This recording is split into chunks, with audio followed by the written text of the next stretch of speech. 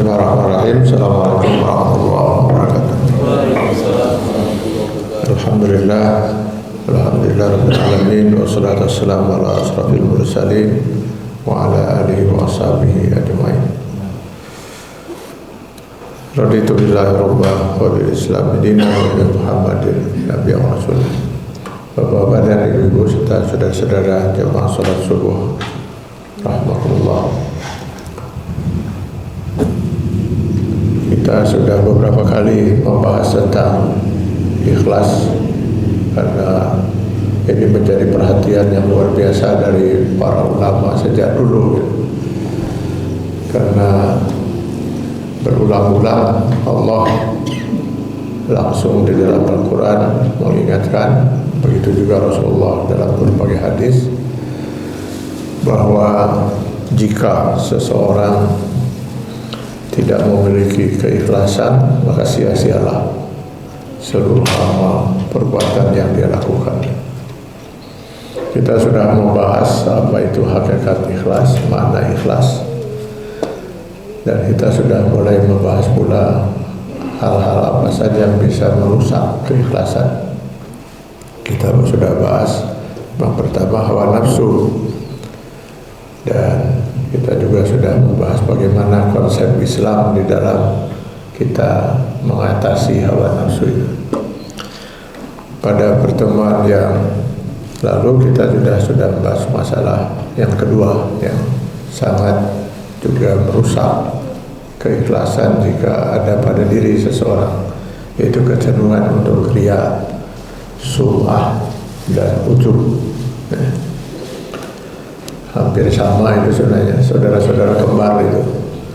Intinya adalah mengharapkan pujian ketika dia melakukan ibadah kepada Allah SWT, atau mengharapkan sesuatu yang bersifat duniawi. Kita sudah jelaskan apa itu riya, apa sum'ah, apa juga ujub. Nah, sekarang yang kita akan bahas bagaimana menurut pandangan para ulama jika seorang beramal yang amalnya ada unsur riya dalam dia beramal. Imam As-San'ani ini salah satu tokoh dari kelompok yang pertama. Beliau nama aslinya Abdul Razak As-San'ani. As-San'ani itu karena beliau berasal dari Sana'a, salah satu kota di Yaman.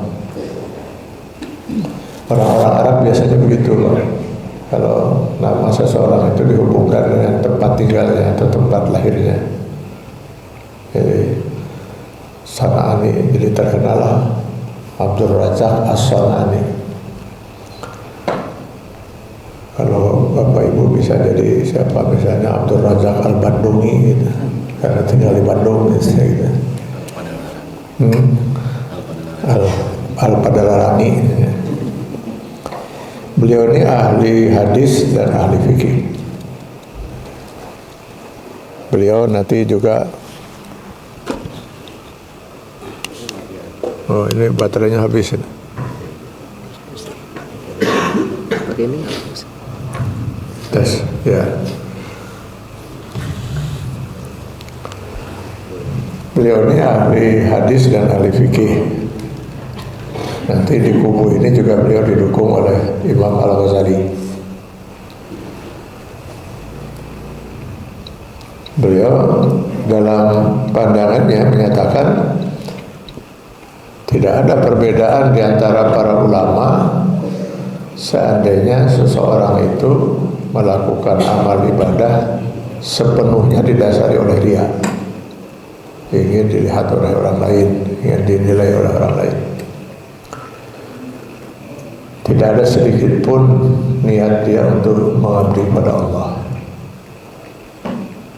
tapi sepenuhnya seseorang melakukan amal perbuatan itu hanya karena ingin dipuji oleh orang lain atau ingin dilihat oleh orang lain sebagai orang yang ahli ibadah.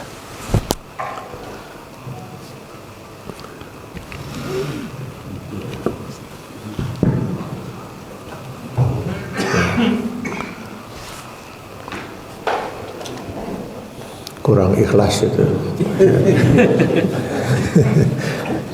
Baterainya sudah habis. Dan ini mungkinkah terjadi? Sangat mungkin.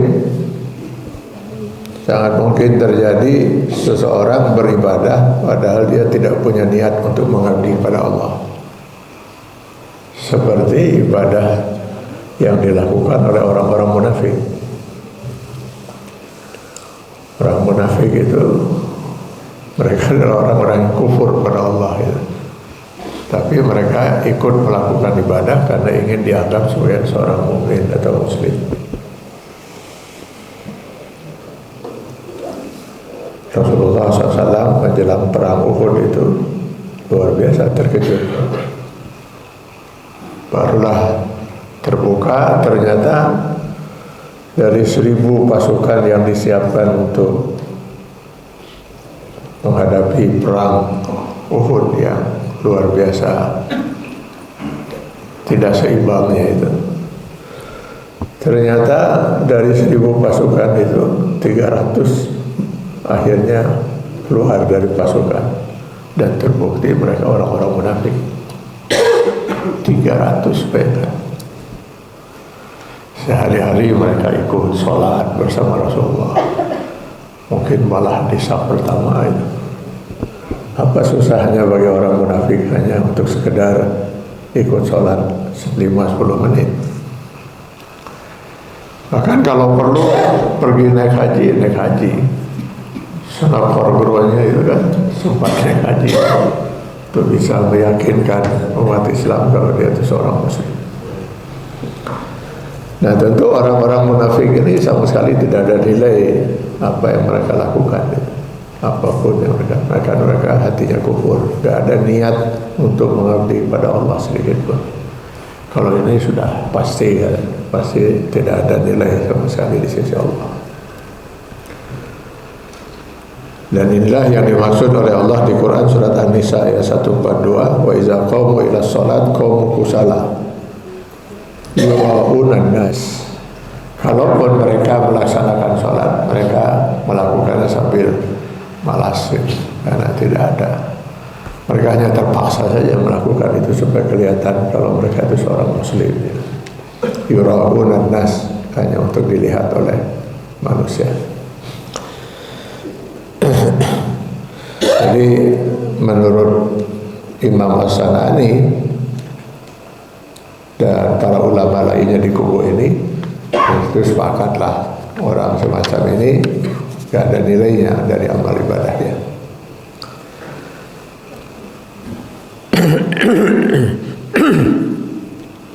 Sementara yang kemungkinan yang lain menurut para ulama di kubu yang pertama ini, nanti akan dilihat mana yang lebih kuat kecenderungan untuk riyanya atau kecenderungan untuk ikhlas mengabdi pada Allah. Andai kata kecenderungannya lebih kuat kepada unsur riyanya, pujian ada gitu. Ya sholat karena ingin dipuji oleh orang lain, oleh calon mertua, 60% niatnya itu, 40% lagi niatnya karena Allah ya. Maka menurut para ulama di kubu pertama ini, ya ibadahnya sia-sia, tidak diterima oleh Allah SWT. Begitu juga kalau seandainya berimbang, Pak, 50-50 gitu. Kecenderungan untuk ikhlas 50%, riyanya 50%. Ini berpahala tidak, berdosa tidak menurut mereka. Sia-sia saja amal perbuatannya. Nah, kemungkinan yang keempat, jika seseorang beribadah itu lebih kuat kecenderungan karena Allahnya. Misalnya 60% ikhlas, 40% riya. Amal perbuatan yang bersangkutan ini diterima oleh Allah SWT. Ini pendapat yang pertama ini mudah-mudahan ini pendapat yang benar, Pak. Karena ya agak enteng lah untuk kitanya. Juga ya benar gitu. Dasar mereka adalah dari sinilah kenapa manusia ini membawa nanti amal berbeda-beda gitu. Jadi ada orang yang sholat nilainya sekian, ada lagi yang sholat nilainya hanya sekian gitu. Ya tergantung dari tadi kecenderungan ikhlasnya itu. Semakin tinggi, semakin besar nilainya di mata Allah Subhanahu wa taala. Tapi yang pasti tadi, yang 3 tadi sudah pasti tidak akan diterima. Gitu. Imam Al-Ghazali memperkuat pandangan ini dengan mendasari pandangannya pada Quran surat Al-Zalzalah ayat 7 dan 8. Faman ya'mal mithqala dzarratin khairan yarah wa man ya'mal mithqala dzarratin syarran yarah. Jelas sekali Allah menyatakan bahwa sebesar zarah sekalipun amal perbuatan kebaikan itu pasti akan dia dapatkan pahalanya. Sebaliknya sebesar zarah, sebesar atom perbuatan dosa juga akan dihitung oleh Allah Subhanahu wa taala. Jadi tidak ada amal yang sia-sia, tapi dengan syarat tadi sepanjang kecenderungan karena Allahnya lebih kuat. Masa hanya karena ada unsur riya sedikit saja lalu kemudian menjadi sia-sia amal perbuatan itu. Ini menurut pendapat penduduk pertama. Dasar mereka yang lain An-Nisa 40, innallaha la yazlimu misqala dzarratin wa in taku hasanatan yudha'ifha. Allah tidak akan pernah menzalimi, artinya tidak memberi nilai terhadap sebuah amal perbuatan walaupun hanya sebesar zarah. Bahkan bukan hanya saja menerima suatu amal perbuatan, Allah siap untuk melipat gandakan. Jadi bukan, kalau dosa kan tidak ada yang dilipat gandakan, Pak. Tapi kalau amal, begitu maha bijaksananya Allah berkenan melipat gandakan. Di dalam hadis itu mulai dari 10 sampai dengan 700 kali. Jadi sekali kita beramal, tadi kita salat subuh, kalau diterima oleh Allah, nilainya itu bukan 1, minimal 10, bisa 11, bisa 12, bisa 100, bisa sampai 700. Seolah-olah kita sudah 700 kali salat subuh gitu. Itu yang tertinggi lah itu. Ini kalau kita melakukannya di Masjid Al-Quwah. Jadi kalau di Masjidil Haram berarti 700 kali 100.000 sekali beramal. 700 kali 100.000. Itu kalau di luar bulan Ramadan. Kalau di bulan Ramadan jatuh di Lailatul Qadar berarti 700 kali 100.000 kali 1000 bulan. 1000 bulan. Sabaraha apa? Hasil itu 700 kali 100.000 kali 1000 bulan sekali beramal. Itu kalau ibadah kita diterima ya Pak ya, kalau diterima gitu. Makanya kalau lihat dari sisi ini, kalau seandainya manusia itu akhirnya masuk neraka itu sudah keterlaluan Pak. Allah berkenan melipat gandakan pahala. Tadi misalnya kan 700 kali. Sekali kita beramal 700 lah kalau di Masjid Al-Quwah. Sekali kita berbuat dosa kan cuma 1. Padahal nanti yang akan menentukan kita masuk surga atau nauzubillah seorang masuk neraka itu kan tergantung pada mana yang lebih berat. Wa man sakulat mawazinuhu fa huwa fi 'isatir radiyah wa man khaffat mawazinuhu fa huwa muhawiyah. Jadi kalau misalnya nanti amal ibadahnya beratnya Misalnya 51 kilo atau 50 kilo lebih 1 gram. Sedangkan dosanya 50 kilo kurang 1 gram. Maka lebih berat itu. Nah, itu jelas langsung masuk surga. Si dosa 50 kilo kurang 1 gram itu langsung hangus. Kalau lihat dari sini rasanya optimis lah kita masuk surga itu ya. Sekarang kita beramal minimal 700. Kalau dikali kilo tadi 700 kilo. Sekali kita berdosa dengan 1 kilo, Pak. Aman lah, insya Allah aman. Cuman masalahnya itu tadi, dikali 700 kali 1000 bulan kali 100.000 itu kalau ibadah itu diterima. Sementara yang namanya dosa betul hanya dikali 1, tapi pasti itu mah diterima. Karena untuk berbuat dosa itu tidak ada syarat harus khusyuk, harus ikhlas gitu. Mudah-mudahan saya kemarin berbuat dosa gak dianggap dosa lah oleh Allah, karena rada kurang khusyuk saya, rada kurang ikhlas. Gak ada persyaratan itu ya. Jadi kenapa dari 10, Pak? Perhitungannya itu dari 10 ya, 10 kali sampai 700 kali lipat. Karena 1 itu untuk niat, Pak. Jadi ketika seorang berniat melakukan amal kebajikan, dia sudah dapat 1 pahala, padahal baru berniat. Jadi misalnya gini, sekarang Bapak Ibu berniat, nanti pagi saya mau bersedekah untuk fakir miskin 100.000 rupiah. Baru berniat, Allah sudah perintahkan malaikat tulis, sudah 1 amal itu. Atau hari itu orang lomba-lomba niatnya gitu, ya silakan, Pak. Tapi Allah yang maha tahu kita betul-betul berniat atau tidak, kan itu. Kalau betul berniat, kita sudah dapat 1 pahala. Lalu nanti kemudian Bapak atau Ibu kemudian berusaha mencari fakir miskin itu, bawa uang 100 itu, cari, tanya pada orang, nanya, itu mungkin sudah 2 pahalanya itu. Lalu berjalan lagi nyari orang itu. Begitu ketemu fakir miskin, pas dicari uang yang 100.000 itu hilang, nggak jadi bersedekah itu. Bukan 0, Pak. Kemungkinan sudah 9 pahalanya. Sudah 9 kali bersedekah 100.000 itu. Mungkin 8, mungkin 7. Yang pasti lebih dari 1, karena 1 itu niat. 2 sampai 9 itu pahala untuk usaha.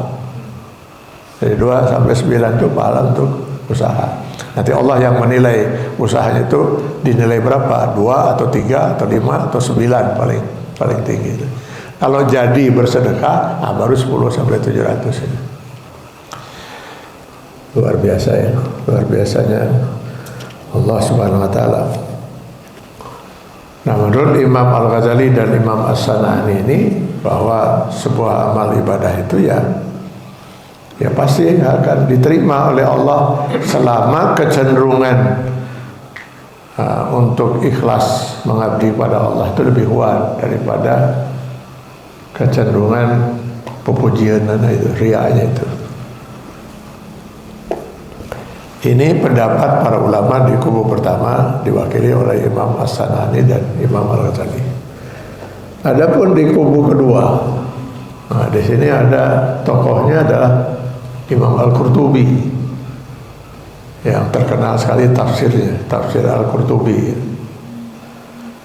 Juga didukung oleh Hafiz Al-Muhasibi, Haris Al-Muhasibi. Mereka berpendapat tidak bisa.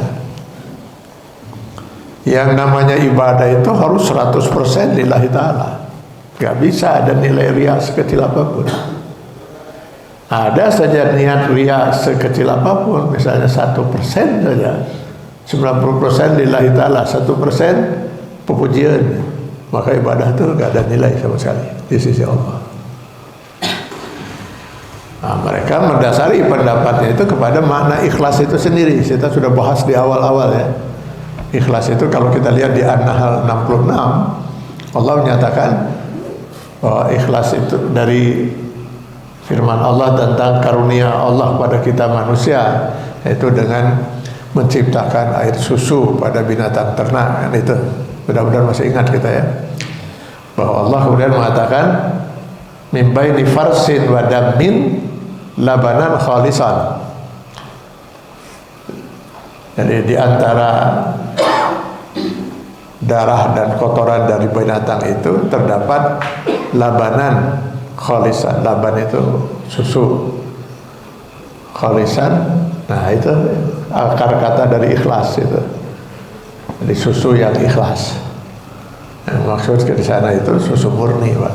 Jadi Allah ingin menyatakan bahwa jika Anda misalnya memerah susu sapi misalnya, atau susu kambing, susu unta, lalu ingin langsung diminum, minum saja. Saya jamin, kata Allah, walaupun susu itu keluar dari perut si sapi tadi, di mana dalam perutnya itu ada darah, ada kotorannya, saya jamin tidak ada setetes pun darah dan kotoran dari binatang itu tercampur dalam susu itu. Sehingga akhirnya mereka menyimpulkan, oh kalau begitu berarti ikhlas itu ketika sesuatu itu tidak tercampur barang lain. Jadi susu murni itu ketika susu itu murni susu. Kalau sudah ada kopi sedikit, nah bukan susu murni lagi, tapi susu kopi. Kalau emas murni itu ya harus murni emas. Kalau sudah ada campuran perak sedikit atau tembaga sedikit, nah dia sudah bukan emas murni lagi gitu. Maka ikhlas itu murni untuk Allah, menurutku, pendapat para ulama di kubu ini. Jadi kalaupun hanya 1% rianya sudah tidak ikhlas. Kalau lihat dari pemahaman ini mah asa iya udah bener ya Pak, tapi rada berat ya. Mudah-mudahan sampai akhirnya mereka mengambil contoh misalnya bahwa barang yang riya sekecil apapun itu bisa merusak keikhlasan karena Allah Subhanahu wa taala. Mereka ambil contoh misalnya sekarang kita duduk di ruangan masjid ini kan, aman kan kita, tenang gitu. Coba bawa, maaf itu ti ucing, Pak. Ti ucing sakepel gitu. Kotoran kucing taruh di tengah-tengah ini, bubar kita Pak, oleh baunya itu bubar. Jadi walaupun ti ucing itu cuma sakepel, dia sudah merusak ruangan satu ruangan ini, udah nggak nyaman lagi. Bahkan lebih ekstrim lagi mereka menyatakan, ya taruhlah ada air minum 1 gelas seperti ini, siapapun siap untuk meminum ini kan, nggak ada masalah. Tapi coba masukkan barang 5 tetes racun itu, siapa yang berani minum? Bagaimanapun 5 tetes racun itu sudah merusak gelas air segelas ini. Maka riya sekecil apapun dia sudah merusak keikhlasan. Bagaimanapun riya itu adalah syirik. Mau disebut syirik kecil, dia tetap syirik menurut pandangan mereka. Syirik itu menyekutukan Allah dalam niat beribadah. Jadi Imam Al-Qurtubi kalau kita baca di dalam kitab tafsirnya itu membagi syirik itu ke dalam 3 bagian. Jadi syirik yang pertama itu syirik yang paling besar, menyekutukan Allah dengan meyakini ada ilah lain selain Allah. Nah, itu syirik yang paling besar itu. Itu syirik orang-orang jahiliyah diantaranya, menyekutukan Allah dengan berhala yang mereka sembah dan mereka menganggap itu sebagai Tuhan selain Allah. Itu yang diancam di An-Nisa 48, kalau mereka mati belum juga bertobat dari perbuatan syiriknya, jangan harap mereka bisa masuk surga 1 detik pun. Innallaha la yaghfiru an yushraka bihi wa yaghfiru ma duna dzalika liman yasha. An-Nisa 48. Itu tidak ada perbedaan di kalangan para ulama. Yang kedua, menurut Imam Qurtubi, syirik yang kedua itu yang musyrik, orang syirik itu perbuatannya, kalau musyrik orangnya gitu. Yaitu syirik dalam perbuatan. Jadi ketika seorang meyakini bahwa yang menentukan seseorang itu berhasil bukan hanya Allah, tapi ada orang lain atau seseorang atau sesuatu. Jadi dia tidak menganggap ada Tuhan lain selain Allah, tapi menganggap benda atau makhluk-makhluk Allah yang lain yang ikut menentukan berhasil atau tidaknya sesuatu itu. Padahal dalam prinsip Islam yang berhak menentukan sesuatu itu hanya Allah. Kita manusia ini hanya ikhtiar, berusaha. Jadi misalnya seorang meyakini bahwa dia sembuh karena dokterlah yang telah menyembuhkan penyakit dia, obatlah yang telah menyembuhkan penyakit dia gitu. Padahal dalam prinsip Islam, faiza maridtu fahuwa yasfin. Jika aku sakit, hanya Allah yang kuasa menyembuhkan. Obat itu perantara. Dokter itu hanya berikhtiar, berusaha. Dia tidak punya kuasa untuk menentukan sembuh atau tidaknya penyakit seseorang. Terbukti banyak dokter yang sakit juga nggak sembuh-sembuh. Itu kan, bukan dokter yang kuasa menyembuhkan. Nah, kalau seorang meyakini dokterlah yang telah menyembuhkan, dia sudah musyrik dalam af'al, dalam perbuatan. Jadi meyakini selain Allah ada yang kuasa menentukan sesuatu, keberhasilan sesuatu. Nah, ini yang paling banyak mungkin kita khawatirkan terjadi dalam kehidupan di masyarakat kita. Ketika kita meyakini, bukan kita, nauzubillah, seseorang meyakini bahwa batu itu bukan sembarang batu. Misalnya itu, keris itu bukan sembarang keris, kayu itu bukan sembarang kayu. Nah itu, tapi keris ini menentukan nasib seseorang. Maka dia meyakini bahwa dengan memegang keris ini dia akan selamat. Dengan katakanlah dengan mengabdi pada sesuatu itu dia akan mendapat berkah. Nah itu sudah musyrik. Dan itu yang mungkin paling kita khawatirkan itu ya. Saya gara-gara sering pakai cincin ini sering jadi masalah ini, Pak. Dulu ya ketika orang masih belum ini mengenal banyak saya gitu. Ayah ceramah yang nanya itu batu, Pak. Iya, batu. Maksud saya apa hikmahnya? Oh, hikmahnya banyak juga. Yang paling inilah paling kuat hikmahnya itu, oh ya, kadang untuk pamelet, untuk bisa menarik hati orang lain gitu. Jadi kalau nanti misalnya ada seorang wanita lewat gitu kan, lalu saya tertarik, wah ini bisa jadi pamelet. Tapi kalau jadi pamelet ini harus dipakainya di tengah ini, Pak, nggak bisa di ujung. Jadi di tengah seperti itu. Tinggal saya hampiri saja si wanita itu dari belakang, terus saya getokkan batu ini ke kepalanya. Tapi harus keras, Pak, getoknya, nggak bisa pelan. Udah tarik, tok gitu. Setelah itu saya pergi aja. Itu dijamin wanita itu akan mengejar-ngejar saya, kapelet, Pak. Dan kemungkinan dia akan mengejar saya dengan membawa batu yang lebih besar lagi, Pak, ke Maledog gitu. Kok batu malah ditanya apa khasiatnya? Ya batu, nggak ada khasiat apa-apa. Begitu kita meyakini batu ini bukan batu, itu sudah musyrik. Bahwa batu ini membawa berkah, batu ini membawa, nah itu sudah musyrik. Sudah musyrik dalam af'al, dalam perbuatan. Walaupun dia tidak menganggap batu itu Tuhan, tapi dia sudah mengambil bagian dari hak Tuhan, bahwa hanya kuasa Tuhan, hanya kuasa Allah yang bisa menentukan nasib seseorang. Tidak ada makhluk menentukan nasib. Boro-boro batu, makhluk yang rendah, manusia juga nggak bisa menentukan nasib seseorang, bahkan tidak bisa menentukan nasib dirinya sendiri gitu. Jadi saya sering kalau mengantarkan atau mendampingi atau katanya membimbing jemaah umroh haji, saya selalu ingatkan itu, hati-hati gitu ya. Ketika kita mencium Hajar Aswad itu, kita berpahala karena melaksanakan perintah Allah. Bukan karena si batu itu yang memberi pahala. Batu itu tetap batu. Pahalanya itu karena kita mengikuti perintah Allah. Bergeser sedikit kita udah musyrik, Pak. Makanya saya sedih sekali ketika melihat banyak orang itu mencium Hajar Aswad lalu ciumi seluruh Ka'bah sekelilingnya. Apa yang harus dicium itu? Yang diperintahkan cuma Hajar Aswad.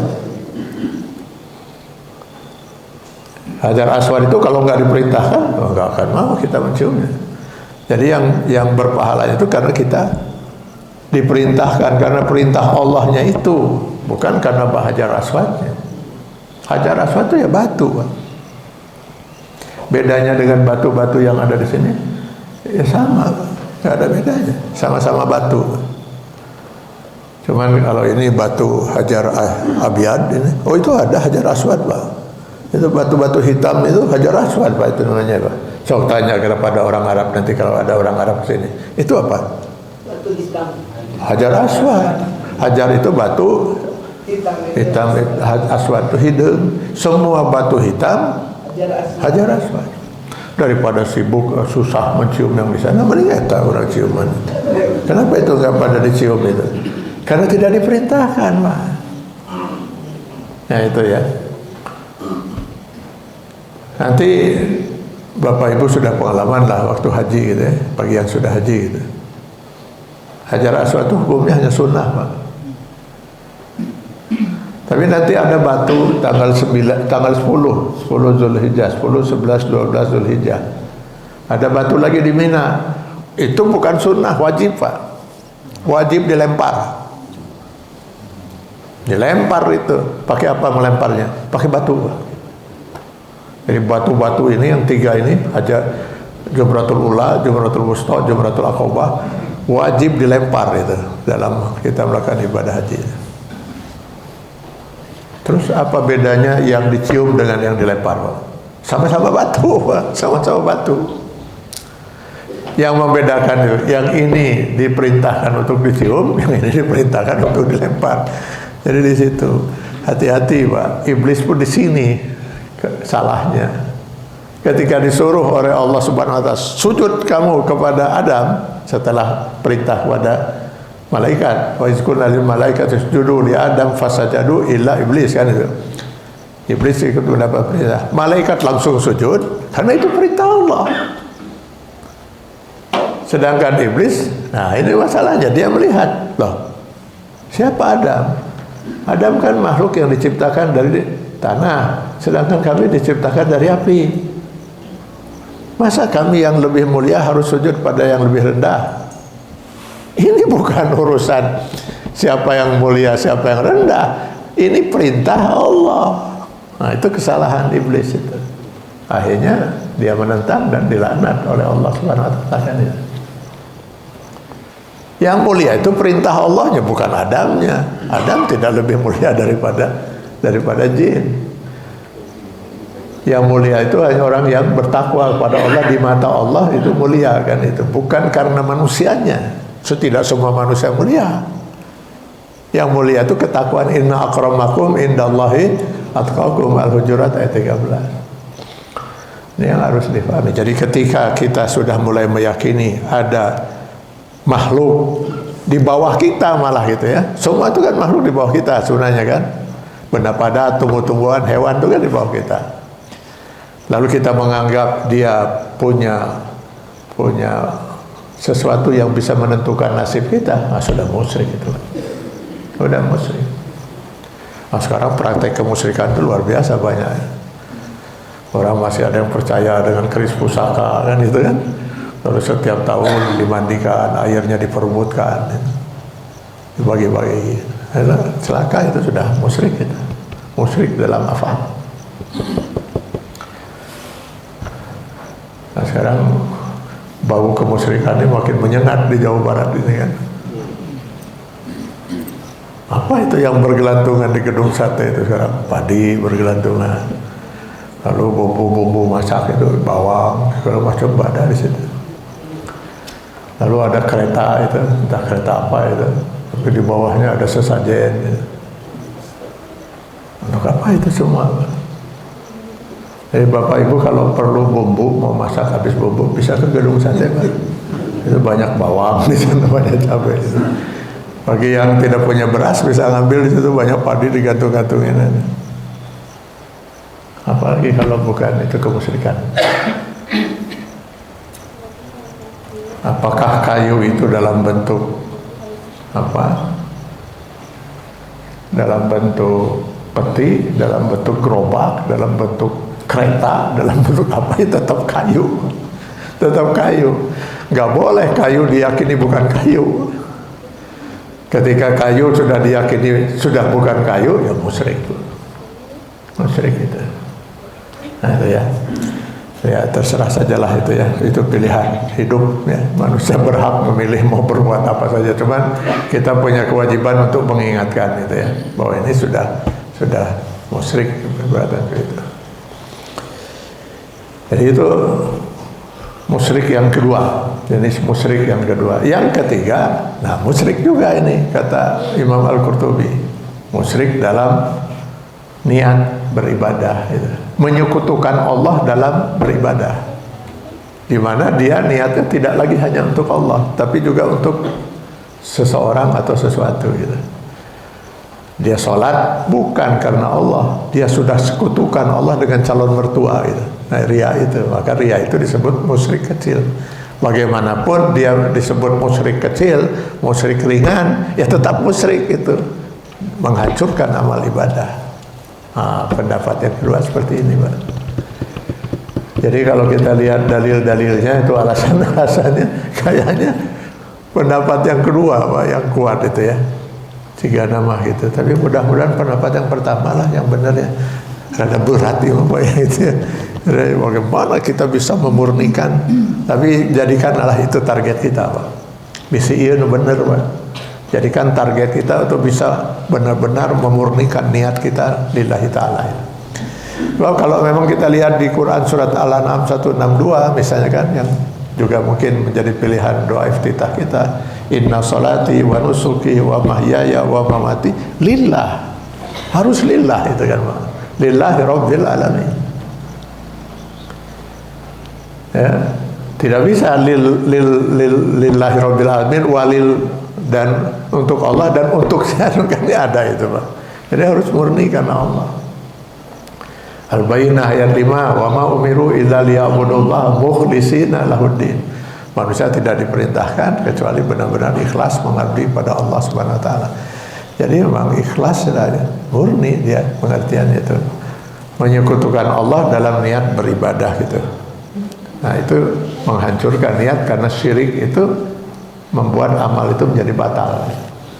Ya, gak ada nilai. Orang musyrik melakukan amal perbuatan. Sekarang gini misalnya, orang bekerja gitu ya, atau ambillah contoh misalnya, orang kafir gitu ya, banyak menumbuhkan ilmu pengetahuan. Ini kita bisa menikmati terangnya listrik ini kan jasa siapa nih? Jasa si Thomas Edison, ya kan? Ini luar biasa jasanya ini, Pak. Kalau dia seorang muslim luar biasa betul ya jasa ini. Tapi di mata Allah kan tidak ada nilainya ini. Karena sesuatu itu, kekufuran dan kemusyrikan itu nggak mungkin Allah memberi nilai. Masa Allah akan menilai orang yang kafir gitu? Kafir pada Allah. Masa Allah akan menilai orang yang menyekutukan Allah gitu? Maka kekufuran itu 0. 1 kali 0 0. 3.000 triliun kali 0. Nah, kenapa contohnya 3.000 triliun itu keheletan korupsi 3.000 triliun dengan 14 tahun mah konisna itu. Semua kali 0, salat kali 0, 0, saum kali 0, 0, haji kali 0, 0. Jadi tidak ada sama sekali nilainya di mata Allah Subhanahu wa taala. Jadi ketika seseorang itu sudah musyrik di mata Allah Subhanahu wa taala, Allah disekutukan gitu. Nah, hadis-hadis yang menjadi dasar dari pendapat para ulama di kubu kedua ini diantaranya hadis Rasulullah SAW yang mengatakan akhafu ma akhafu alaikum asyirkul asghar. Sesuatu yang paling saya takutkan pada diri kalian adalah syirik kecil, kata Allah. Kata Rasulullah, syirik. Jadi tadi syirik itu perbuatannya, orangnya disebut musyrik. Syirik kecil, kata Rasulullah, itu yang paling saya takutkan. Kenapa Rasulullah mengatakan itu lebih ditakutkan daripada syirik besar, Pak? Kecil sekali kemungkinan seorang muslim, ya bukan kecil ya, ya hanya sedikit lah, mungkin muslim yang menyekutukan Allah, Pak. Menyembah Allah lalu menyembah ada sih ada, tapi mungkin itu tidak sebanyak orang yang syirik kecil, Pak. Padahal itu sama-sama akan menghancurkan amal.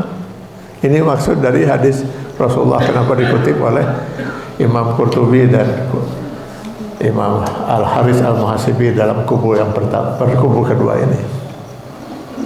Itu yang paling saya takutkan, kata Rasulullah. Lah syirik kecil itu apa? Dijawab oleh Rasulullah, ria. Ria itu yang paling saya takutkan. Kenapa? Karena tidak akan banyak sekali orang yang betul-betul muslim jatuh ke dalam lembah kemusyrikan, dalam arti menyekutukan Allah, menganggap ada ilah lain selain Allah.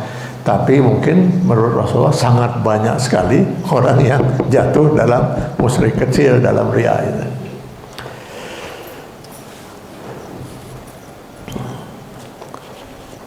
Seseorang pernah bertanya kepada Ibadah bin As-Samit, ya, uqatil fi sabilillah bisayfi uridullah azza wa jalla. Saya berperang, katakanlah saya berperang di jalan Allah dengan mengharapkan ridha Allah, tapi juga ingin mendapat pujian dari orang-orang mukmin lainnya. Maka jawab sahabat ini, la syai'un laka, kamu tidak dapat apa-apa. Dia ulang sampai 3 kali, jawabannya tetap seperti itu. Kamu nggak punya hak untuk memperoleh apa-apa. Lalu beliau mengutip hadis Rasulullah SAW, di mana dalam hadis itu Allah berfirman, saya adalah yang sangat tidak patut untuk disekutukan, kata Allah ya, dalam hadis ini. Oleh karena itu, man amila amalan wa asraka ma'i syarikan, barang siapa yang melakukan amal perbuatan lalu dia menyekutukan aku dengan sesuatu, maka saya akan tinggalkan dia di akhirat nanti bersama yang disekutukannya, bersama yang dia sekutukannya. Jadi dalam hadis yang lain, Allah akan memerintahkan orang yang riya itu untuk mencari pahala dari tadi, misalnya dia dulu sholat karena ingin dipuji oleh calon mertua, dia suruh oleh Allah minta pahala dari mertua kamu itu dulu. Nah itu seperti itu. Lalu hadis yang pernah kita ungkap itu ya, bahwa orang yang paling pertama akan dihisab oleh Allah Subhanahu wa taala itu di yaumil akhir adalah mereka yang mati syahid. Nah, ya. Lalu ditanya, setelah dijelaskan kenikmatan yang pernah Allah berikan padanya, apa yang telah kamu perbuat? Saya pergunakan kenikmatan itu untuk berjuang di jalan Allah sampai akhirnya saya mati di medan perang demi untuk mencari ridhamu. Lalu Allah mengatakan, bohong, kamu dulu berjuang berperang karena ingin disebut pemberani dan kamu sudah dapatkan penghargaan itu di dunia. Apa hak kamu lagi dari saya, kata Allah. Malaikat seret manusia ini, masukkan ke dalam neraka jahanam. Kesan kita selama ini kalau ada orang mati di medan perang membela agama Allah, itu mati syahid, lalu kita aduh bahagia betul dia surga. Belum tentu. Belum tentu niat dia apa. Jangan-jangan niat dia itu tadinya memang dari awalnya itu dia sudah putus asa mau bunuh diri, dia tuh lagi mikir-mikir apa bunuh diri nur ada gaya seketik itulah. Kebetulan ada perang ini, jadi ikut perang. Makanya begitu mati syahid, Pak, biar aku masuk surga gitu ya. Nah yang kedua, nah itu mereka yang kemudian diberi ilmu, lalu dia amalkan ilmunya itu. Dan ketika di akhirat ditanya, apa yang sudah kamu lakukan? Ya saya memanfaatkan ilmu yang ada itu untuk berjuang di jalan Allah Subhanahu wa taala, mengajarkan, menyampaikan Al-Qur'an, menyampaikan hadis, lalu membaca Al-Qur'an dengan suara indah. Semata-mata untuk mencari ridha-Mu ya Allah. Padul, kata Allah, bohong kamu. Kamu dulu menyampaikan ilmu itu supaya disebut seorang ilmuwan, seorang ulama, seorang cendekia, dan kamu sudah dapatkan pujian itu. Kamu baca Al-Quran dengan suara indah untuk juga memperoleh pujian dari orang lain. Kamu sudah dapatkan semua itu. Apa hak kamu lagi dari saya, kata Allah. Malaikat seret manusia ini masukkan ke dalam neraka jahanam. Jadi tidak semua orang yang berilmu, para ulama itu ahli surga belum tentu, tergantung apa niatnya ya. Yang ketiga, orang yang banyak berderma dalam hadis itu. Lalu Allah tanya, apa yang kamu lakukan? Saya dengan anugerah rezeki yang kau berikan, saya pergunakan semua untuk mengabdi padamu ya Allah, menolong orang anak yatim, menolong orang-orang miskin dan sebagainya, semata-mata untuk mencari ridha-Mu ya Allah. Bohong kamu, kata Allah. Kamu melakukan itu hanya untuk disebut orang yang dermawan, dan kamu sudah dapatkan gelar itu. Apa hak kamu lagi dari saya, kata Allah. Mereka seret manusia ini masukkan ke dalam neraka jahanam. Nah, hadis-hadis ini diungkap oleh Imam Qurtubi Al-Haris Al-Muhasibi di kelompok kubu yang kedua ini dengan menyatakan, apakah tidak ada sedikit pun orang ini niatnya lillahi ta'ala? Masa dia betul-betul ingin dipuji orang?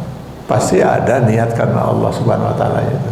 Terbukti dia seret masuk neraka. Ini artinya ikhlas itu nggak boleh ada tercampur sedikit pun kecenderungan dia. Ini yang mereka jadikan dasar pandangan di kubu kedua ini. Menurut Bapak pendapat mana yang benar, Pak? Ya, nah, itu tadilah mendingan nuka hiji. walaupun rasanya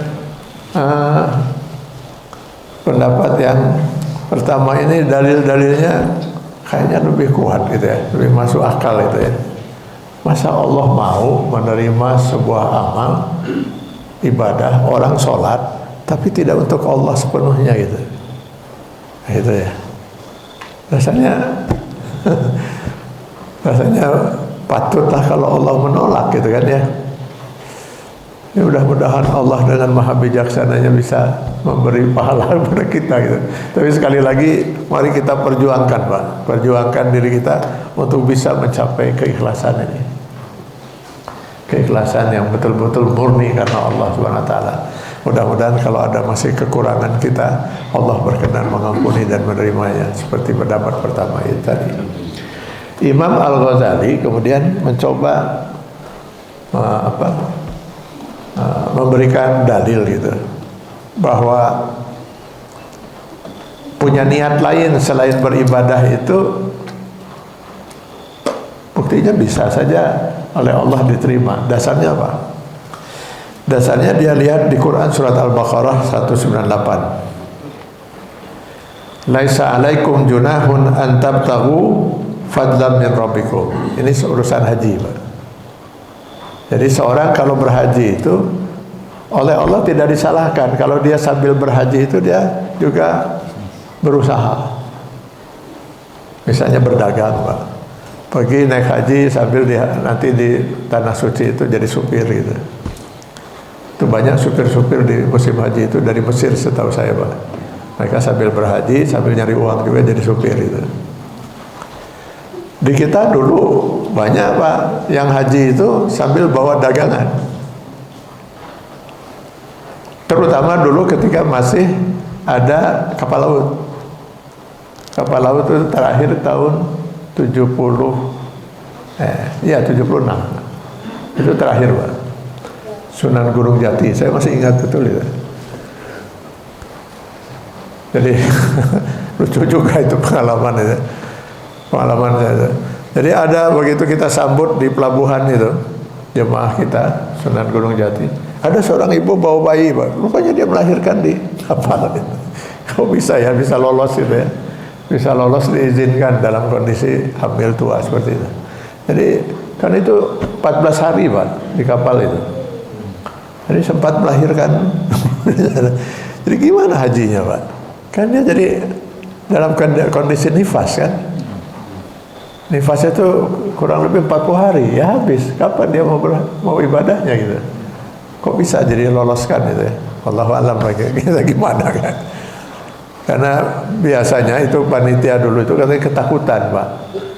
Kalau melarang nanti apa nggak berdosa melarang orang mau beribadah gitu ya. Sehingga orang yang sudah repot sekali, banyak orang yang baru sampai meninggal gitu ya. Karena memang kondisinya sudah.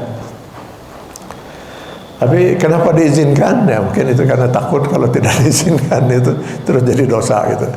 Tidak mengizinkan orang yang berdosa, padahal tidak seperti itu kan. Nah, saya pernah berjumpa ada orang begitu dia turun, kita di pelabuhan masuk asrama, langsung buka ini ya Pak, buka lapak.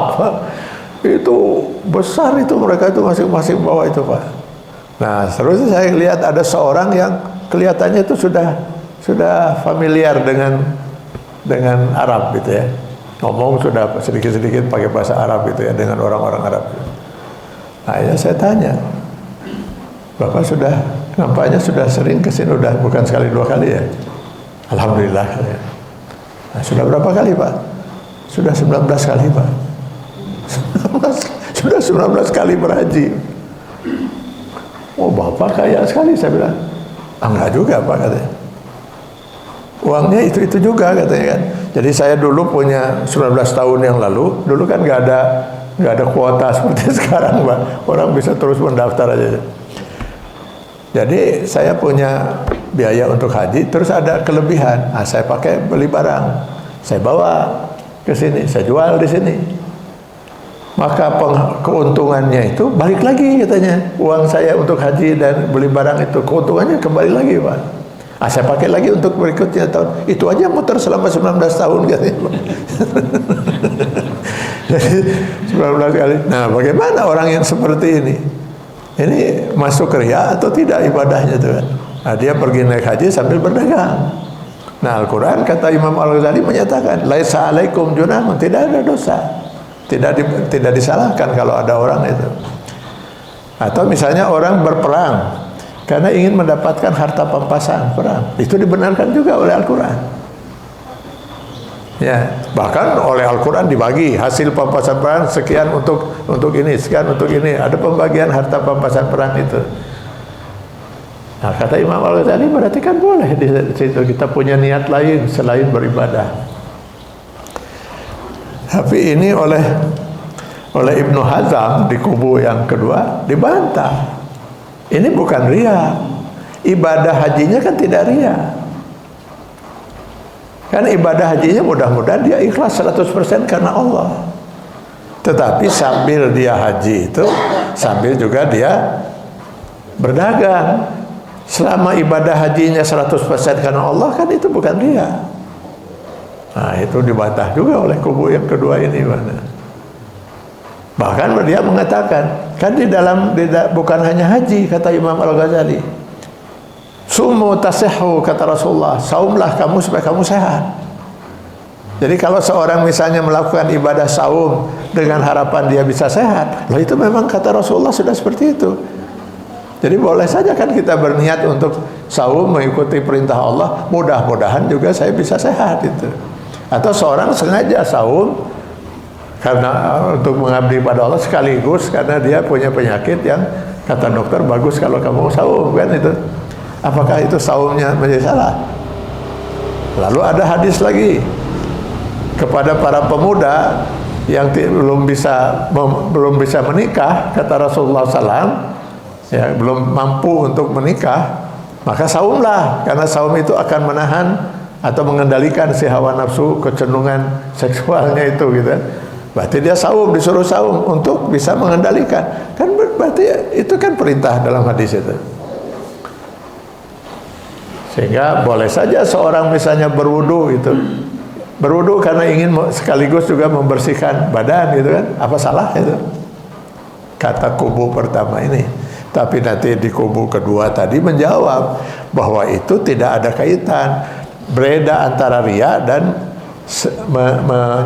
melakukan ibadah kemudian menyertai ibadah itu seperti itu. Jadi seperti apa, sholatnya, wudunya jelas wudu itu ya, niatnya untuk wudu untuk karena Allah, tetapi di samping itu juga dia bisa merasakan segarnya badan itu.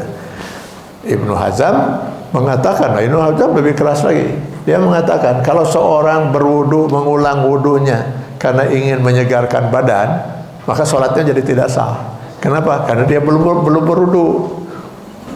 Jadi terjadilah perbedaan pendapat ini terus melebar itu dalam masalah-masalah yang jadi setiap kali diberikan hujah oleh kubu pertama selalu dijawab dengan bahwa itu bukan tidak termasuk unsur riya gitu ya. Jadi saum seseorang itu tetap kalau dia niatnya karena Allah, tapi kan dasar pertamanya dia tadi ingin sehat gitu kan. Yang mendorong dia ingin saum itu pertamanya karena ingin sehat gitu. Sumu tasehu, atau ya karena Allah juga karena ingin sehat, kan tidak salah itu. Naik haji sekaligus berdagang kan itu. Berperang sekaligus ingin mendapatkan harta pampasan perang gitu kan. Apakah Rasulullah menyalahkan itu ketika yang disalahkan itu kan ketika para pemanah itu di perang Uhud turun sebelum instruksi dari Rasulullah. Nah, turunnya kenapa? Turunnya para sahabat yang ada dari para pemanah itu dari apa, Bukit Ramah itu. Turunnya karena dia takut nggak kebagian. Karena sampai perang Uhud itu belum turun apa firman Allah yang mengatur pembagian harta pampasan perang. Di perang Badar ada yang tidak kebagian harta pampasan perang itu. Nah, ini yang di pemanah ini kan di bukit kan Pak, di bukit dia takut karena yang di bawah itu lebih duluan kan itu, takut nggak kebagian lagi seperti yang di perang Badar itu, maka mereka turun. Kan Rasulullah menyalahkannya itu karena mereka turun tanpa instruksi, bukan karena mengharapkan dapat bagian pampasan perang. Jadi tidak ada salahnya kalau orang berperang karena Allah juga mengharapkan pampasan perang. Kalau memang tidak bisa seperti itu, maka hancur semua kita. Sekarang kita beramal, bekerja itu ibadah bukan?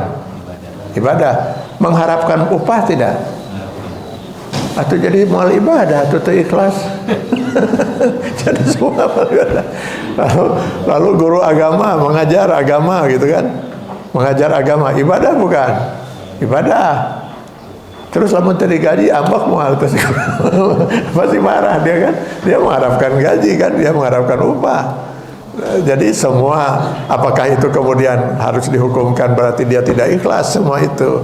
Jadi keikhlasannya itu akan teruji bahwa ketika dia hati dia memang ini saya beribadah kepada Allah, tapi mengharapkan yang lain itu tidak merusak selama apa kecenderungan untuk lillahi ta'alanya lebih kuat. Kalau lihat begini gitu ya, mudah-mudahanlah pendapat yang kedua yang benar itu ya. Mudah-mudahan pendapat pertama maksud saya yang benar itu, bahwa selama niat karena Allahnya itu yang lebih kuat, mudah-mudahan ibadah kita diterima oleh Allah. Tapi saya selalu mengatakan tetap saja sebaiknya kita mengambil yang paling ini ya. Kita peganglah yang pendapat kedua itu, agar kita terus berusaha untuk memurnikan niat itu. Sama dengan begini, ada pendapat memangnya ada siksa kubur? Nah, ada. Saya sering menjawab ada. Kenapa bisa yakin ada? Rasulullah membimbing kita kan, Allahumma inni a'udzubika min azabil qabri wa min azabin nar. Ya Allah, lindungilah saya dari siksa kubur. Terus ada hadis-hadis yang lain tentang siksa kubur. Itu kan jelas ada itu. Masa Allah Rasulullah membimbing kita untuk berdoa agar dihindarkan dari siksa kubur, padahal siksa kubur itu ayat. Kan enggak, rasanya enggak mungkin itu kan itu.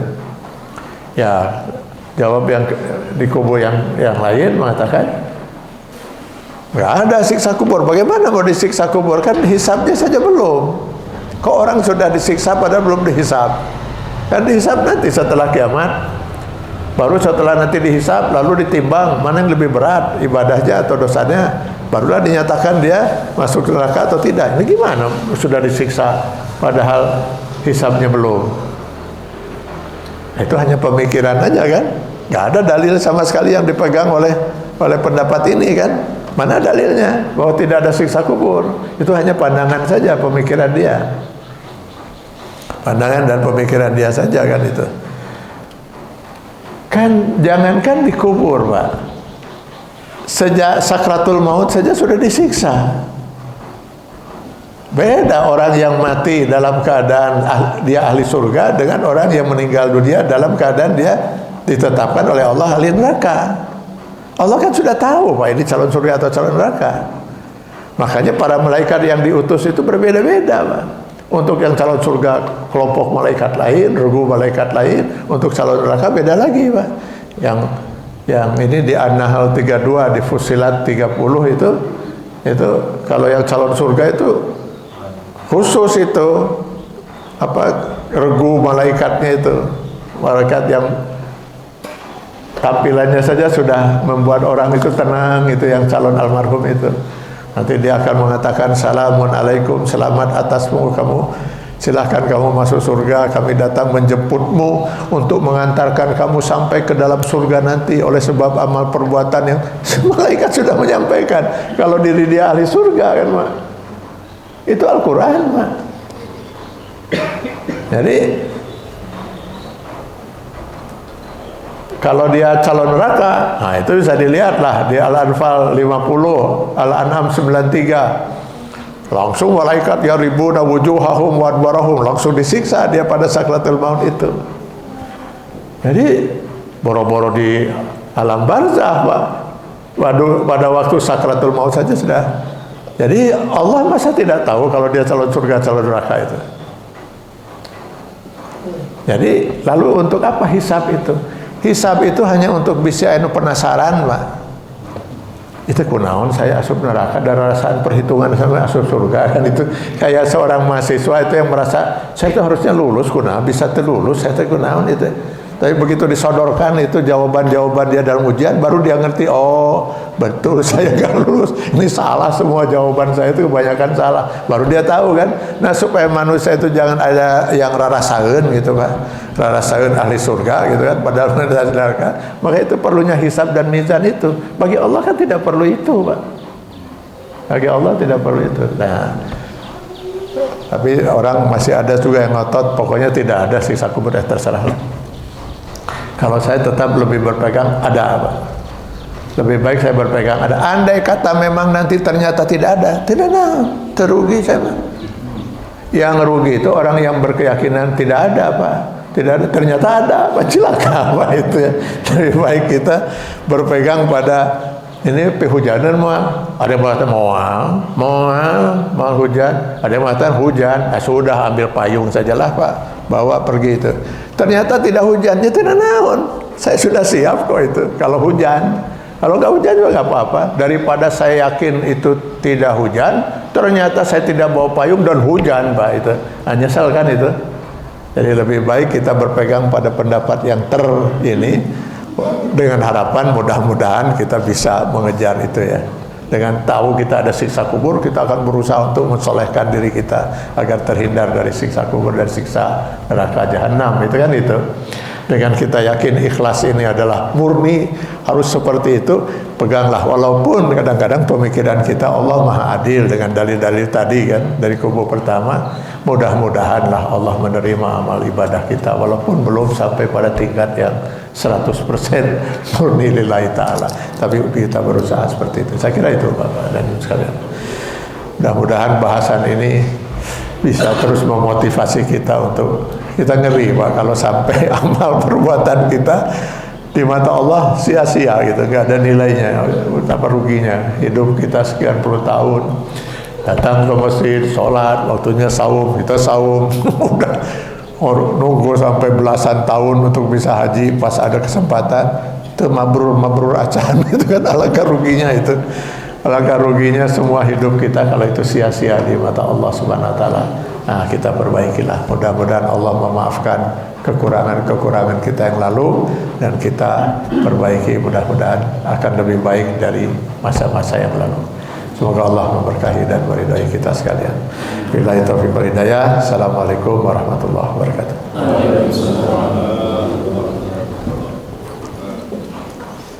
Alhamdulillah, syukur jazakallah khairan katsiran kepada Ustaz yang telah menyampaikan materi pada pagi hari ini. Cukup Ustaz atau ada? Enggak, kalau ada yang satu atau dua pertanyaan singkat saja di Al-Quran, silakan. Bismillahirrahmanirrahim. Assalamualaikum warahmatullahi wabarakatuh. Assalamualaikum. Terima kasih Pak Ustaz. Ini saya barusan aja terakhir itu ya, Allah tidak perlu hisab dan mizan ya juga ya, karena Allah sudah tahu sangat presisi timbangan manusia. Nah, berarti kan di sini memberikan kesempatan kepada manusia yang suka penasaran. Maksud saya penasaran ini dosa di mana gitu. Nah, apakah di momen ini juga Allah memberikan kesempatan kepada manusia untuk saling menuntut kepada manusia yang lainnya ketika misalnya ada kebaikan atau ada kezaliman antara manusia? Di situ bukan momennya itu. Momen di mana ya Allah, kesalahan saya ini karena siapa, saya karena apa. Jadi di situ kan momen di mana manusia itu saling menuntut, ataupun momen di mana manusia itu saya begini karena si fulan misalnya. Mohon ya Allah itu. Terima kasih.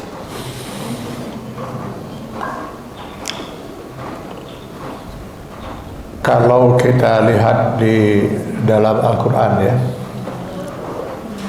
kan hampir kita tidak pernah menemukan ya, satu ayat yang menyatakan, bukan hampir, memang tidak akan pernah menemukan satu ayat yang misalnya menyatakan diharamkan kamu berzina, diharamkan kamu minum khamar dan berjudi, diharamkan kamu memakan harta anak yatim dengan cara yang zalim, diharamkan kamu berbuat keji, perbuatan yang keji baik yang nyata maupun yang tersembunyi. Gak ada itu ayat yang seperti itu, Pak. Yang ada itu jangan dekati zina, jangan dekati harta anak yatim, minum khamar dan judi dan lainnya itu perbuatan keji dari pelibatan setan, karenanya jauhi. Jadi bahasanya itu jangan dekati, jauhi, jangan dekati, jauhi. Kenapa tidak langsung dinyatakan diharamkan kamu minum khamar, berjudi, diharamkan berzina, diharamkan? Kalau dikatakan dengan diharamkan, maka yang berdosa itu hanya si pelaku. Diharamkan kamu berzina, maka yang berdosa yang berzina. Si mucikari misalnya dia nggak berdosa kan kalau dia tidak berzina. Saya kan tidak berzina, saya cuma menyiapkan tempat. PCR berzina, hesen yang tempat saya tidak disediakan. Nanti sudah tempat sudah ada, lalu nggak punya pasangan lagi, makanya saya siapkan pasangannya. Saya pun tidak pernah berzina. Amit-amit kata si mucikari itu. Insya Allah si mucikari ini dosanya lebih besar daripada yang berzina itu, Pak. Kenapa? Karena yang berzina itu mungkin malam itu hanya berzina sekali. Si mucikari sudah memberi jalan kepada sekian banyak orang untuk berzina. Si peminum kalau diharamkan minum khamar, berarti yang minum aja yang dosa. Lah yang membuat, yang menjual nggak berdosa jadinya kan. Tapi dengan kata jauhi, maka semua itu terlibat dalam dosa itu. Saya membayangkan malah si peminum itu hanya memikul dosa karena dia minum. Nanti si peminum itu akan mengatakan, baik Allah, itu dosa saya. Tapi andai kata dulu tidak ada toko yang menjual, saya kan gak akan mungkin jadi minum juga. Apa yang itu si pemilik toko bakal diseret oleh Allah Subhanahu wa taala. Kenapa kamu menjual minuman keras itu? Ya, itulah dosa saya Allah itu. Saya mau gimana lagi dia? Tapi andai kata dulu tidak ada pabrik yang memproduksi minuman keras itu. Nah saya juga apa yang mau saya jual? Saya kan tidak memproduksi, saya cuma sekedar menjual hasil produksi pabrik itu. Kebayang si pemilik pabrik itu diseret lagi oleh malaikat gitu di dalam sidang itu nanti itu. Kenapa kamu? Maka si pemilik pabrik kemudian mengatakan, andai kata tidak ada tanda tangan saya juga tidak mungkin bisa mendirikan pabrik ini. Bayangkan yang nanda tangan itu harus memikul dosa semua hasil produksi itu dan semua orang yang berat bagi mereka. Bari banyak nama tak minum, meren. Tapi tanda tangannya itu, saya ingat dulu itu Pak, zamannya Pak Wali Kota Pak Dada. Kita kan terus itu kan, saya pernah 2 kali kalau masalah ke Saritem itu Pak. Ceramah Pak, ceramah ke Saritem. Jangan. Akhirnya ya setelah kita lakukan pendekatan, akhirnya dibuat keputusan tutup Saritem. Alhamdulillah di zaman Pak Dada itu. Itu kita putuskan Saritem ditutup. Lalu Dewi Sartika, nah ini ada lagi di Bandung, itu bukan satu tempat, stasiun waktu itu kan. Dewi Sartika juga, Dewi Sartika kemudian datang ininya menemui Pak Dada, beri kami waktu 6 bulan lah, artinya jangan dulu diputuskan ditutup, beri kami waktu 6 bulan untuk mengalihkan modal lah segala macam, itulah alasannya itu kan itu. Nah, Pak Dada telepon saya, gimana itu? Ya, saya bilang terserah Pak Dada. Kalau Pak Dada mau izinkan 6 bulan, berarti Pak Dada harus siap untuk memikul dosa orang yang berzina selama 6 bulan. Terserah Bapak itu. Oh ya mau lah tuh, saya siap. Putuskan tidak diizinkan kan itu ya. Jadi semua itu bisa saling. Nah, jadi Allah ketika mengambil keputusan orang ini masuk surga atau neraka sudah mengetahui semua itu, Pak. Sudah mengetahui semua itu. Hanya si manusianya yang tidak tahu lengkap persoalan itu sampai sedetil-detilnya itu. Kalau Allah Maha tahu detil semua apa yang terjadi pada manusia itu. Maka karena manusia itu tidak tahu detailnya, supaya terasa maha adilnya Allah, dibuatlah hisab itu. Di dalam hisab itu nanti kita akan saling itu tadi, seperti yang Bapak katakan tadi, bisa satu narik yang satu itu. Nah itu bisa seperti itu. Itu dalam dosa, tapi dalam amal juga Pak. Dalam amal juga gitu. Jangan-jangan kita malah nggak merasa bahwa kita sudah beramal di mata Allah. Padahal orang itu begitu bahagianya hanya karena senyum kita, Pak. Ya Allah, saya bahagia betul ketika dia senyum, hanya dengan senyum saya mungkin dia itu, kita mungkin menganggap itu enggak, padahal itu jadi amal juga gitu. Jadi disitulah keadilan Allah itu akan ditegakkan seadil-adilnya, sehingga setiap orang yang keluar dari sidang dari sidang hisab itu semua akan mengatakan Allah Maha Adil. Tidak ada satupun yang tidak menyatakan itu. Termasuk yang masuk neraka. Saya masuk neraka karena Allah Maha Adil. Memang saya patut masuk neraka. Gak ada lagi secuil pikiran rasa tidak keadilan itu. Kenapa? Jadi seperti itu.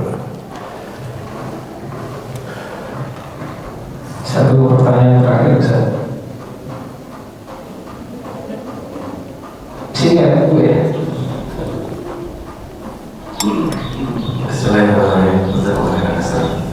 Ustaz, ini agak bahaya yang saya memikirkan paradigma di zaman sekarang soal uang, Ustaz. Banyak orang yang hari ini menggunakan uang sebagai tujuan. Saya ketemu sama pengusaha juga China, non Islam, tapi dia mendanai umroh sebagai investor. Berstatement agama politik, hari ini agama absolut ini itu adalah uang. Karena uang di setiap negara diterima sebagai tujuan. Nah, gimana supaya kita bisa menghindari itu dan tauhid kita bisa bertujuan pada Allah, bukan karena kita melakukan sesuatu karena uang, supaya menjadi kelulusan tauhid. Terima kasih.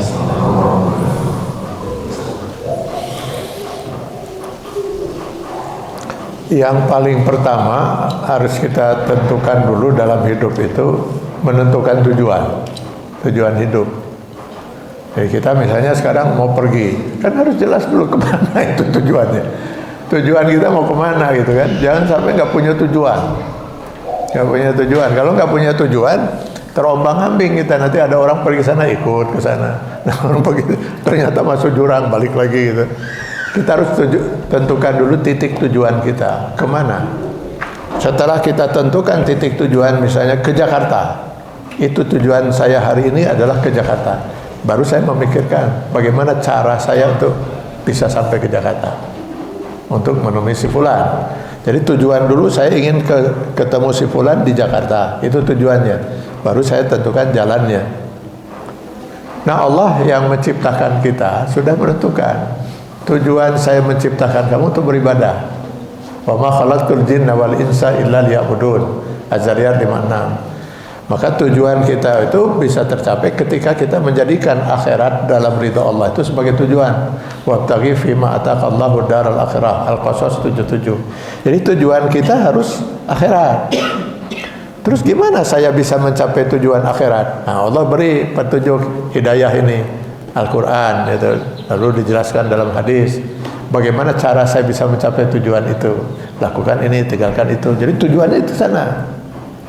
Nah, untuk mencapai tujuan itu kata Allah, wala tansa nasibaka minad dunya, jangan lupakan nasibmu di dunia.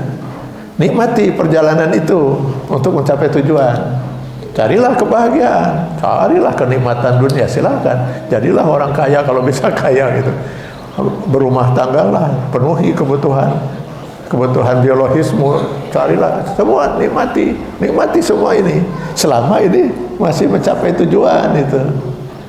Jadi kalau saya mencapai tujuan tadi ke Jakarta, lalu saya bisa menikmati perjalanan, mampir di Cipanas, makan-makan, menikmati udara, silakan, nggak ada masalah, Pak. Wabtaghi fima ataqallahu darul akhirah wala tansa nasibaka minad dunya. Cuman yang diingatkan oleh Islam pada kita itu sekarang bagaimana kalau situasinya sekarang sudah tidak bisa itu.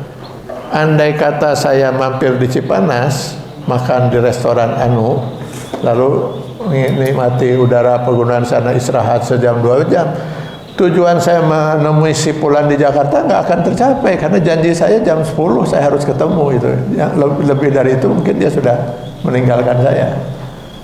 Mana yang harus saya korbankan? Saya korbankan tidak ketemu si fulan di Jakarta sajalah, yang penting saya menikmati makan-makan di Cipanas. Atau saya korbankan makan-makan di Cipanasnya. Pasti saya akan korbankan makan di Cipanas karena itu bukan tujuan. Jadi ketika saya ingin mencapai kebahagiaan akhirat sambil juga menikmati dunia, ternyata saya ada yang harus saya korbankan. Gak bisa saya nikmati dunia. Ini kalau saya harus mencuri, harus menipu, harus korupsi, itu tidak akan mengantarkan saya dalam ridha Allah. Ya sudah, saya lebih baik tidak menikmati uang itu tadi, karena itu diharamkan oleh Allah, karena itu bukan tujuan saya. Nah, jadi memang titik tujuan itu yang harus kita, dengan titik tujuan itulah kita akan lebih terarah kan itu. Kita akan lihat ini halal haram, halal ya oke, haram tinggalkan itu, terus jalan di ridha Allah Subhanahu wa taala. Saya kira itu.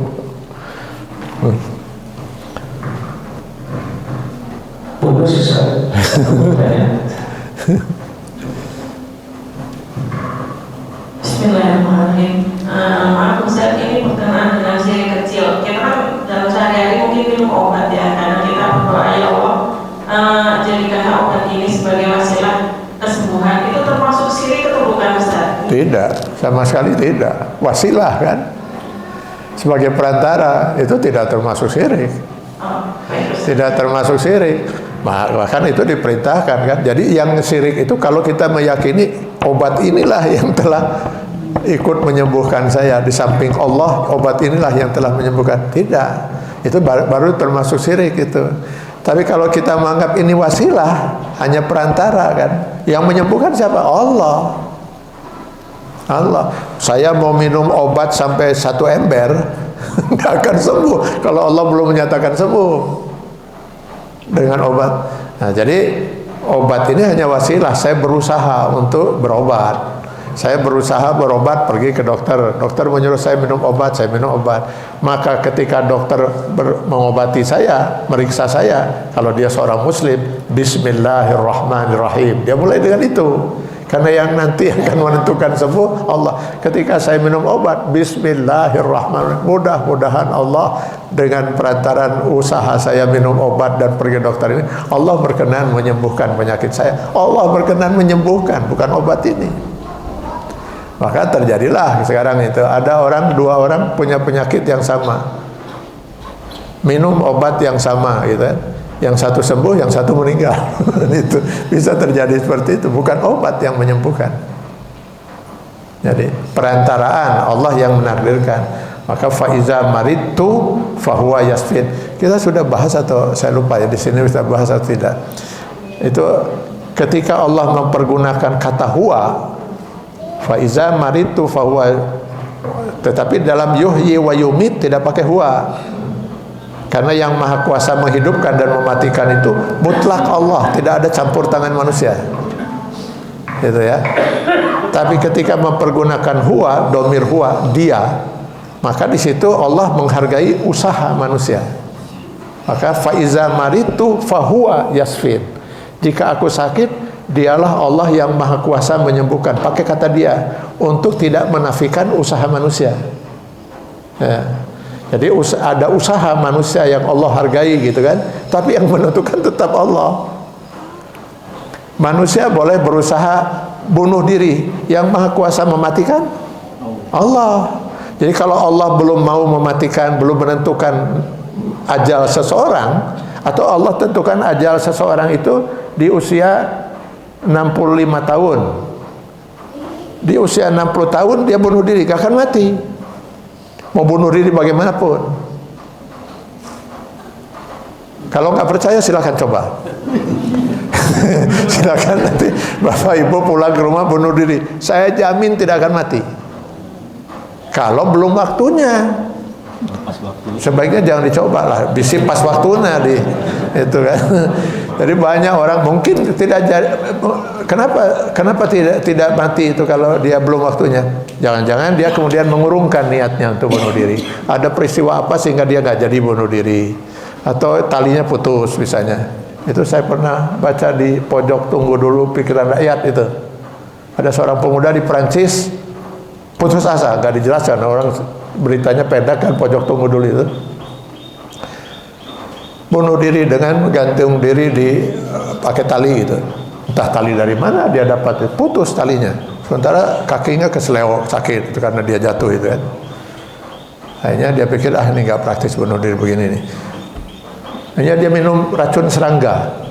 Udah minum, gak lama kemudian datang temannya ke apartemen dia. Dilihat udah berbusa-busa itu. Telepon ambulan, bawa ke rumah sakit, tertolong Pak. Akhirnya dia pikir ini hesep pisan, payah mana hesep pisan, mau mati saja susah. Akhirnya dia nggak tahu dari mana dia dapatkan bom waktu Pak. Akhirnya dia taruh bom waktu itu di bawah tempat tidur dia, baring dia, nunggu sampai bom itu meledak.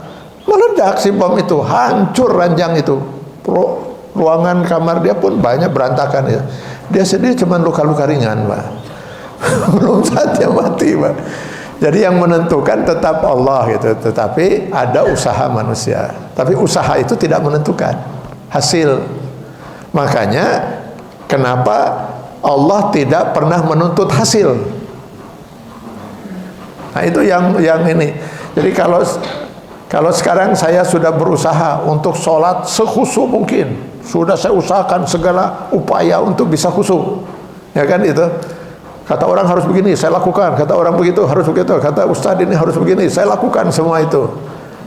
Tapi asa can khusyuk keneh. Udah maksimal tidak? Sudah, insya Allah diterima. Nah, saya berbicara ikhlas ini tadi juga seperti itu Pak. Kalau keikhlasan itu kita sudah lakukan seoptimal mungkin dengan usaha seikhlas untuk mengejar yang tadi itu, insya Allah lah, masa Allah tidak akan menerima. La yukallifullahu nafsan illa usaha. Jadi boleh Bu, nggak ada, bukan termasuk syirik ketika kita asal kita mengatakan seperti Ibu tadi katakan, hanya sebagai wasilah perantara usaha saya Kita meyakini obat ini sebagai perantara untuk Allah berkenan untuk menyatakan kun fayakun. Jadi yang tetap menentukan kun adalah Allah Subhanahu wa taala. Ya itu. Maka saya kira sekian dulu mungkin pertemuan kita pada hari ini. Semoga Allah memberkahi dan meridai kita sekalian. Mudah-mudahan kita termasuk hamba-hamba Allah yang diterima amal ibadahnya, dan mudah-mudahan kita semua termasuk hamba-hamba Allah yang berhak menikmati pula surganya kelak. Amin ya rabbal alamin. Billahi taufiq wal hidayah. Assalamualaikum warahmatullahi wabarakatuh.